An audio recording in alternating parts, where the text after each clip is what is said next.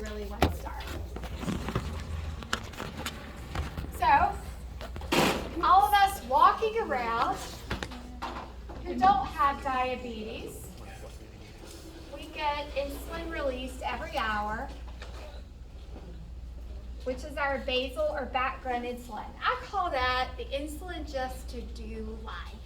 It has nothing to do with what we're eating. Then our bodies release insulin whenever we eat. So if I eat 3 meals a day, I'm going to get insulin released at breakfast, lunch, and dinner. So that's what my body does. Now, if my blood sugar were to go up some, my body would release a little bit of insulin to correct my blood sugar to get it back down. That's what the body naturally does.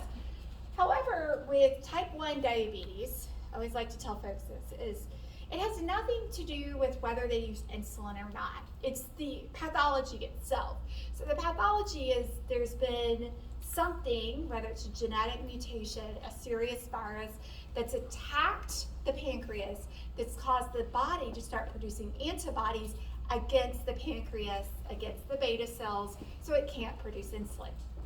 Type 2 diabetes is different. What we typically see is we see insulin resistance, a reduction in the production of insulin over a long period of time, with the sort of pathophysiology being this underlying insulin resistance.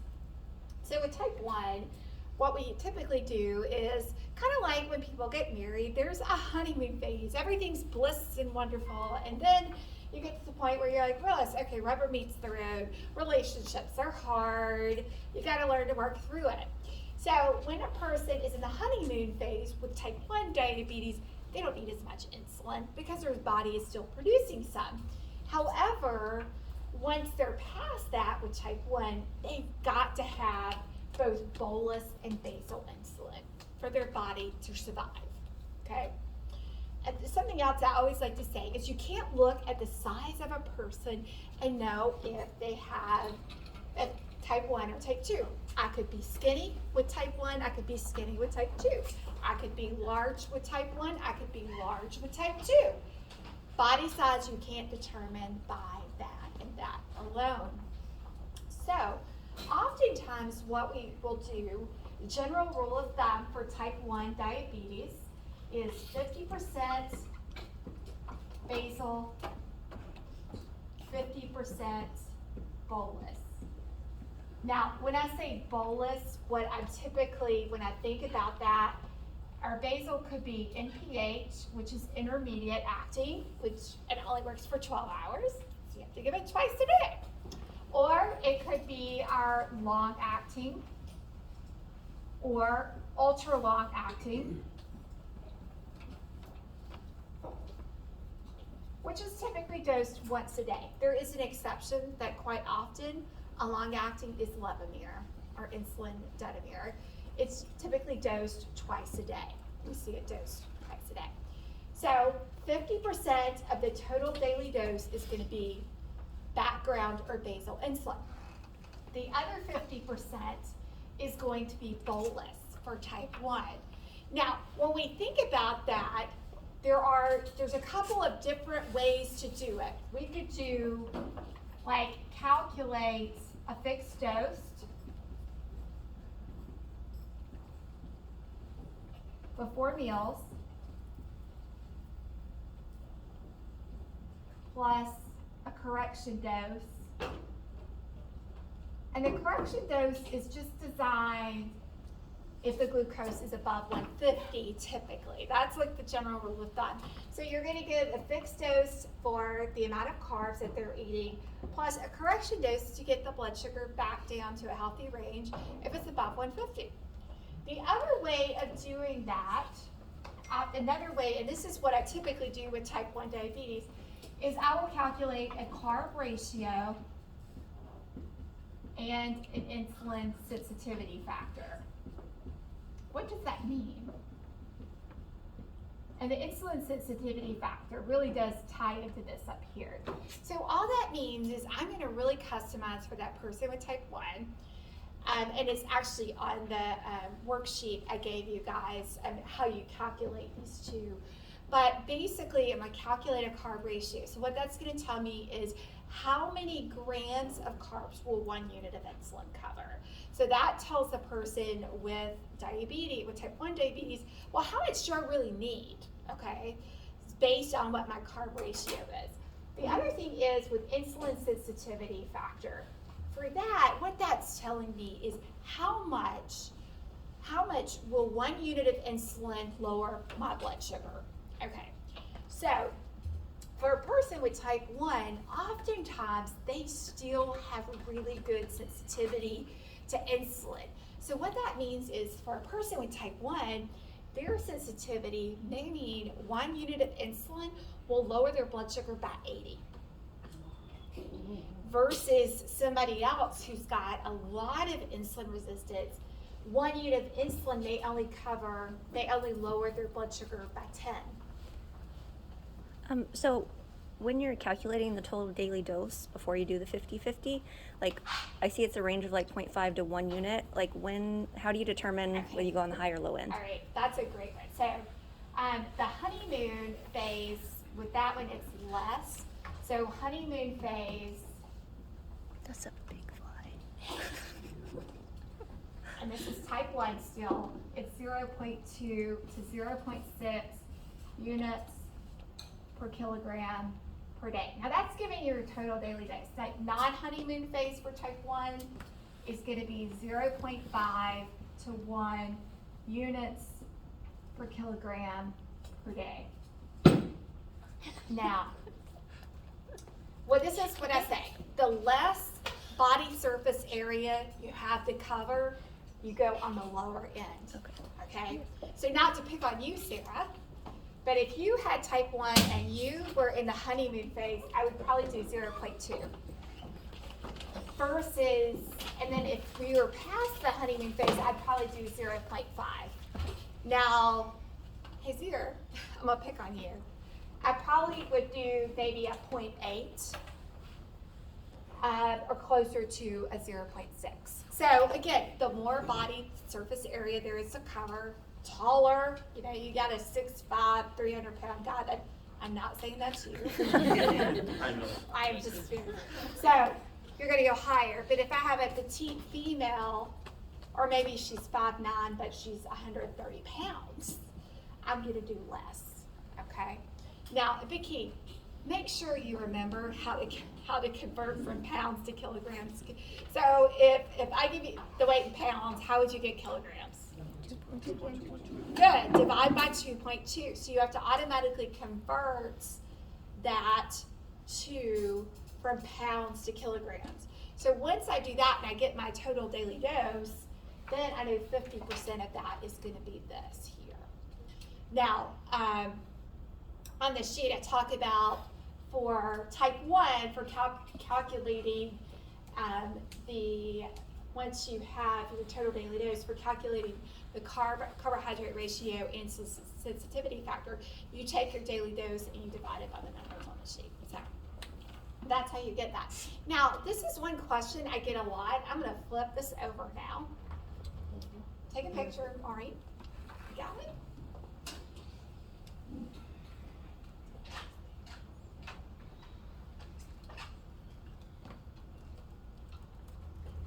All right.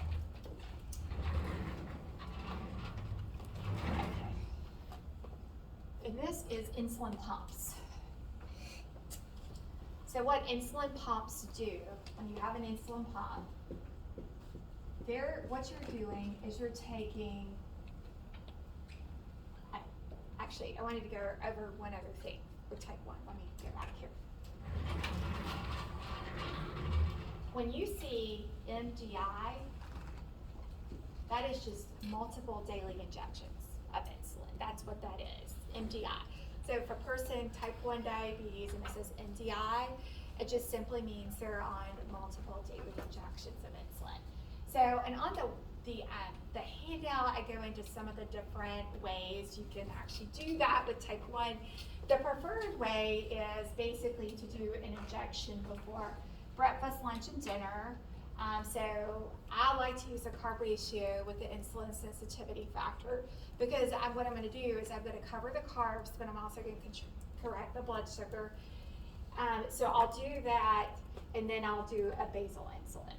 Okay, so again, if I'm using NPH, because it only works for 12 hours, I'm going to have to do that twice. But if I'm doing Lantus or some of the others, Tresiba, Toujeo, any of that, then it would be once a day. So that's multiple daily injections. Now, a great option for people with type 1 diabetes, if they're like, I'm tired of giving myself 4 to 5 shots a day. I'm burned out. I'm like sick and tired of it. That is the concept of an insulin pump. It's also known as a continuous insulin infusion, or CII. So basically what you do is you take everything that was on the back, you have algorithms built into it, and it uses rapid acting insulin or Humulin or U500. This is the exception to the rule. You will see there's some patients, typically this is more folks with type 2 who would use this in an insulin pump, not so much type 1. But it's for folks that require really large doses of insulin, talking greater than 200 units a day of insulin. You use this insulin because you decrease the volume by using the U500, so absorption is better, is the whole theory behind that. So let's go back to our normal, what we would normally do with an insulin pump. So what we do is, what we did on the front side is we calculate a basal rate per hour. So whenever I get my basal rate for 24 hours, whatever, let's say for example, my total daily basal is 24 units. I'm going to divide that by 24 because there's 24 hours in the day. So that would be 1 unit per hour. Now the real advantage here is with insulin pumps, we download them, and oftentimes we use them with continuous glucose monitors.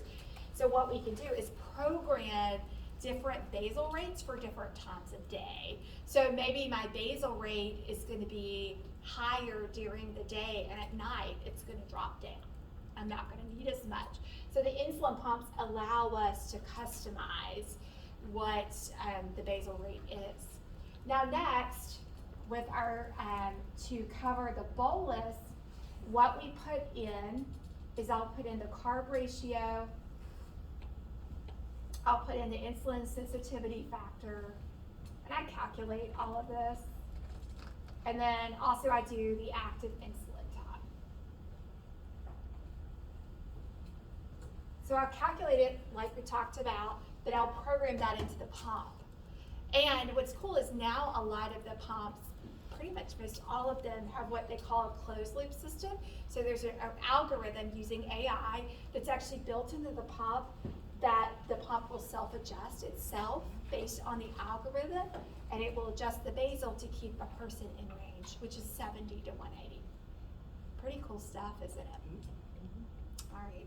So as we transition and we talk, I do want to mention this one type of diabetes because somebody mentioned it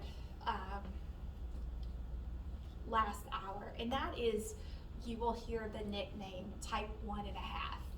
So, which is latent autoimmune diabetes in adults.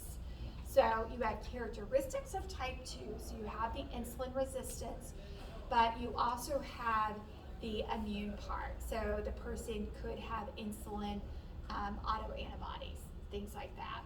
They may or may not. But they have very low C-peptide levels because they're not producing enough insulin. So there's a guy, actually, he's a veteran, he's 60-something, and his diabetes after several years just started going really funky. Type 2, but then actually ended up more with a LADA because we found a autoimmune part of it that was involved with it. And then did have, this is crazy. So we had a person originally diagnosed with type 2. She served in the military, served abroad, was exposed to some chemicals. I don't know what they were when she served, and God bless our veterans, very thankful for them. She now, and this is very rare, I've ever seen this happen, but she tested positive for insulin autoantibodies. Her C-peptide was really low, so now she has autoimmune related diabetes, and I think it had to do with what she was exposed to. I think it was more chemically induced. All right, so when we talk about type 2 diabetes, and if you look on the handout, I kind of go into that. So I had a friend, when he was diagnosed with type 2 diabetes, his blood sugar was over 1,000 when he went into the hospital. His A1C was about 14. He spent a few days in the hospital, was discharged on basal bolus insulin because he needed it. After about 2 years, he actually was able to transition to oral medications and no longer needed insulin. There's other folks I have. There was a patient I work with. She was about 120 pounds overweight. She lost a lot of weight and came off a lot of the insulin. But what we found for her is her need for insulin came back. She didn't gain weight. It's just her pancreas was no longer able to produce enough insulin. So with type 2, I always say one size doesn't fit all. And if you have folks who lose weight, what will happen is their insulin needs will change, so you do have to adjust for that to prevent hypoglycemia. So typically with type 2, where do we normally start? We normally start with basal insulin. And we normally start with 10 units or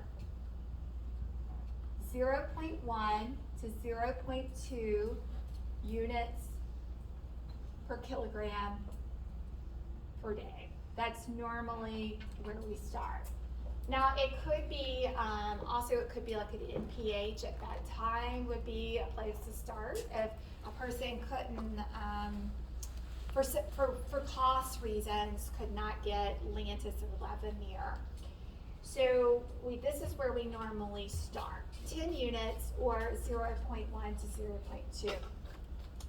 If I have somebody that is pretty, really doesn't weigh much, maybe they're 110 pounds, I'm probably not going to start them on 10 units. I'm probably going to go to 0.1 of their body weight because I don't want to cause them to go low. The same is true as if I have somebody that weighs, let's say 400 pounds, that's their weight. I'm going to calculate their needed dose for basal because we've got a lot more body surface area to cover. So with that, I would calculate 0.2 units per kilogram per day. Now, if they come back, now I will mention, one thing I mentioned earlier is when you think about insulin, you think about the need for injectables, we typically say once the A1C gets over 10, we certainly need an injectable. Your GLP-1 agonists are alternatives to basal insulin. Some advantages that the GLP-1 agonists have is no weight gain. You're getting some cardiovascular protection from certain ones that have those indications. And so they behave a lot like basal insulin, so that's clearly an advantage that they have. Now, when it's time to start with bolus insulin, this is where a lot of times I will do a professional CGM or somebody's a personal CGM when you look at their data. And I'm going to look at the after meal blood sugar, or I'm going to look at, let's say, if they're checking before meals, I'm going to look at the pre-meals and then at bedtime to know, like, when do we need insulin. So typically for bolus with type 2, where we normally start is 4 units or 10% of the basal dose before the largest meal.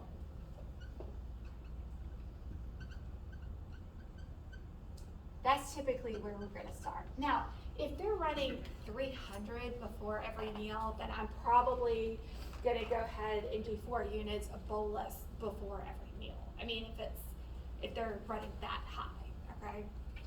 So it really all depends, and that's where we talked about, I think this ties in nicely, we talked about the CGMs this morning and the data that you get from that, which is just phenomenal because you see in real time what are the trends. So again, to put the plug in, if you want to join me Thursday evening, Pharmacy Times Continuing Education at 6 p.m. or 8 p.m., I'm really going to be talking about the reports and how do you use the reports to have conversations with that person with diabetes. So I'm going to flip this back over. I'm going to erase it. Go ahead, Ms. Maureen. And do it this way? Okay, all right. And then I'm going to talk about adjustments. How do we make adjustments? So before I flip it over, I'm going to go ahead and give you the golden rule. The golden rule is for your dose adjustments, it's 10 to 20% of the insulin dose, okay? It may not be the total daily dose. A lot of times we're just going to adjust certain doses based on when the sugar is elevated. But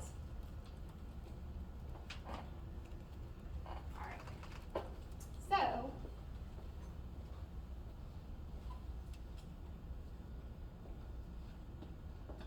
alright, so 10 to 20%, that's 10 to 20% up or down. So let me give you some examples. If my blood sugar was 65 and I'm going low, I would decrease the insulin dose. But I think the insulin dose I think is causing the 65, which I'll give you some scenarios, by 10%. If my blood sugar is 35, 20%, very good.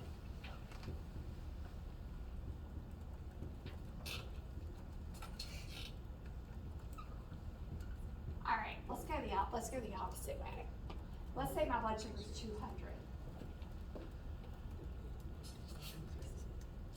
I'm going to increase my dose by 10%.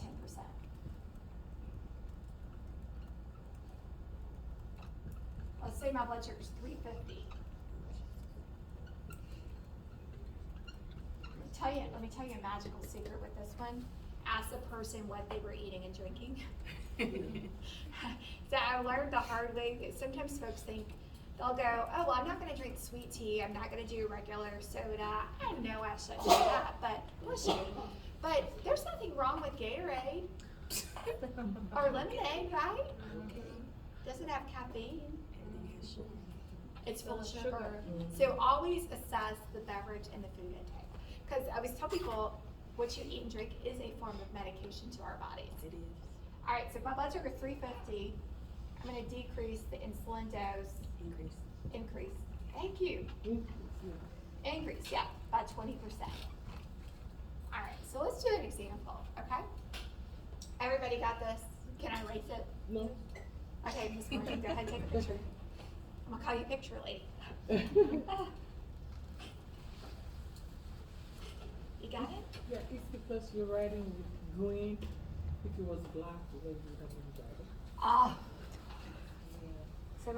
so my customer satisfaction ratings can go down, right? All right. Okay. All right, so let's say AC just means before. So before breakfast, AC lunch, AC dinner, or dinner, and then bedtime. And let's say that I take Lantus, 20 units at night. And then I take Humalog, 7 units, AC meals, so before meals. All right.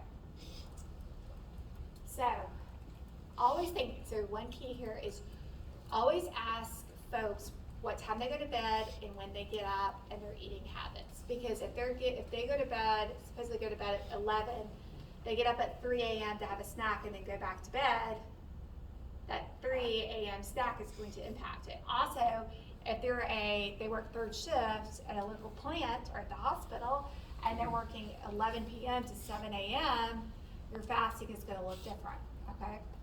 So we're going to say this is, who are we going to say? This is Art. This is Art's blood sugars. Okay.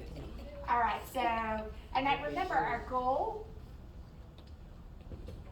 blood sugar before meals is 80 to 130 once we have diabetes. And it's about bedtime, our goal, if we have diabetes, is 100 to about 160. All right, so I'm just gonna make some numbers up.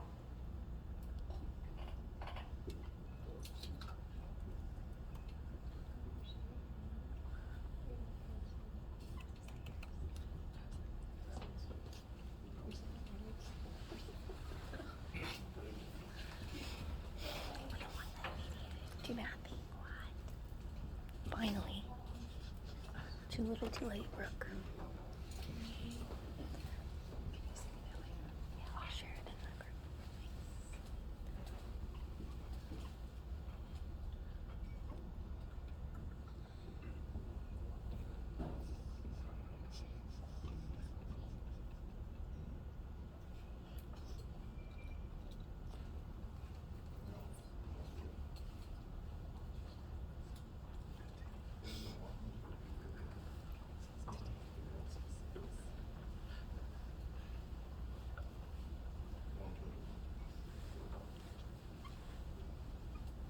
All right, so if we look here, what we see is these overall are in range.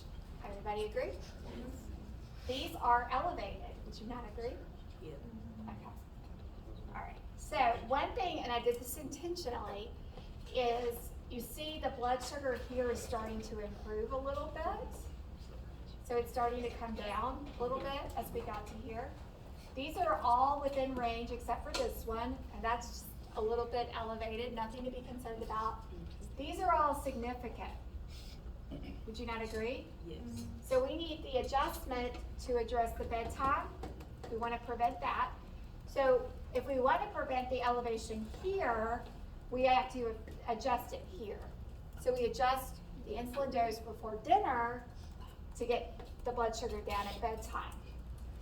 Same thing here.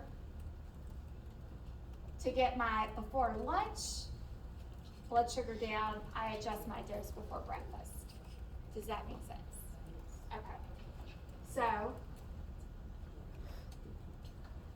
I'm not going to really make any changes to my Atlantis because what I'm seeing is this is what I call a meal effect. It's what's being eaten most likely.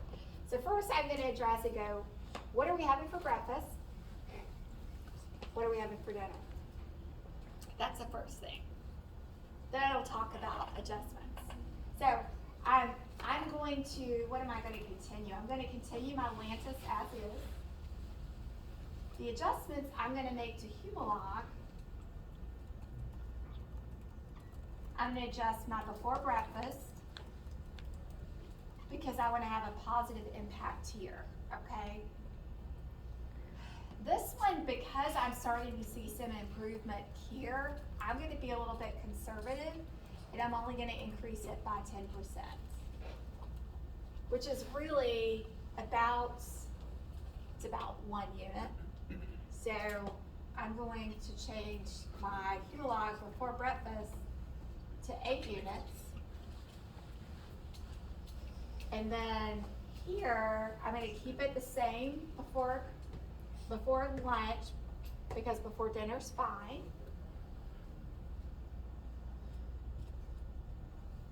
So I'm going to continue that at 7 units.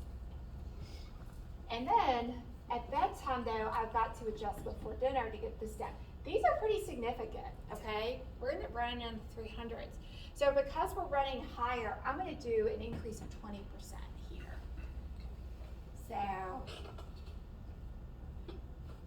I'm going to increase it by 20%, which would be about, because it's 7 units, about 1.4, so I'm going to increase it by 2 units. So that would be 9 units before dinner.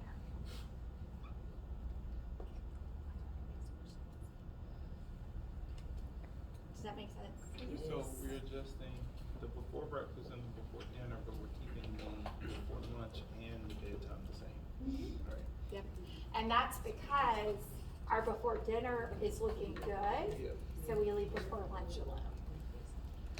Would you ever consider increasing more than 20%, or just that's the limit for adjusting the dose? Okay, well, I'll tell you, per the guidelines and per textbook, that's what I would do. Now, I have had situations where I would see blood sugar that's 400 to 500. Oh yeah, it's not a surprise. So with that, I would probably take that 7 up to 12. I would probably take this up to 26, if not more. So if they're willing to, like, if it's being caused by something in their diet and they're like, oh, okay, I just won't eat that anymore, would you not change it, or would you Right. still go ahead and? I Okay. would hold off on changing because I'm a big believer in, you know, if that person says I'm going to make the change, I want to give them a chance to make the change. So I'm going to say, I got faith in you. I got faith you can do this. So let's have you do that, and then we can reassess. Even with the 300s, or would you go ahead and Even change with that the one? Okay. 300s, if they're telling me, there's certain things I look for. If they're telling me they're drinking sweet tea, Coca-Cola, Gatorade, lemonade, I will say, What is the You need to pregnant stop. dog? well, what's What it? is the pregnant? Like my mom, when she was on Okay, she so was running that's, 400. yes, so I tell people when I meet with them, because a lot of times I work with people long-term with their diabetes, I tell them, call us, because your blood sugar is gonna run 300 to 400 if you're put on prednisone. Example, there was a guy I saw yesterday, when we had put the professional CGM on him back in March, he started prednisone right after, and boom, he stayed right at 300. And then we saw him yesterday, the blood sugar was back down. He was fine. So because I knew he was on prednisone, I said, okay. And then the other thing too is if you have somebody with type 2 who normally has an A1C maybe 7 to 8, they're on oral meds only, and they get chemotherapy, they're going to need to be on basal bolus insulin. Their blood sugar will probably run somewhere between 300 and 500 with chemotherapy. Because of the drugs used. So you don't, you would treat that because it's temporary, or would you? You absolutely Yeah, no, would. you did just say, Yeah. yeah. Yeah, and I just say, you know, on the days that you're having chemo in a week, we'll do adjustments. This is how we'll do the medication regimen that week, and we know that that's the case.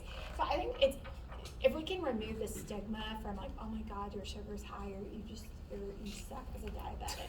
You know, like remove that. Say, no, you're a person with diabetes, you're getting this medication. We know your needs for your diabetes is going to change. Let's together work on it is absolutely essential.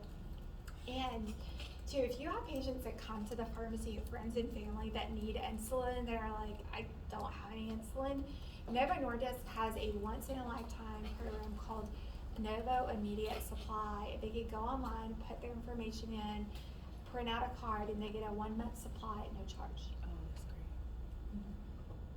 that's great. So, yeah, and then also for folks with Medicare Part D or cash paying customers, Novo Nordisk, Sanofi, and Lilly all have patient assistance programs. The other thing I wanted to mention with the insulin pumps, most of the time what you'll see is dispensing vials of insulin, of the rapid acting insulin, for insulin pumps. Any questions? Has this been valuable to you? Yes. Yes. No idea. Okay. Well, I was asked, I asked that because I think this information is foundational, because then I think you can take this and you can look at the charts. I do want to give credit to the Association of Diabetes Care Education Specialists on all the insulin tables and all of that. So one other point is Humalog, Novolog, and Apidra. All of those insulins are really the same. The differences come in, some people respond better to one than the other. They're all rapid acting insulins. But one that is different is Fiasp, because it's basically Novolog with nicotinamide attached to it, so it starts working a lot faster. But honestly, a lot of times it comes down to formulary coverage. You're welcome. Yay! All right. Yes, ma'am. Sure can. Here's your drink back. Thanks. I deserve it.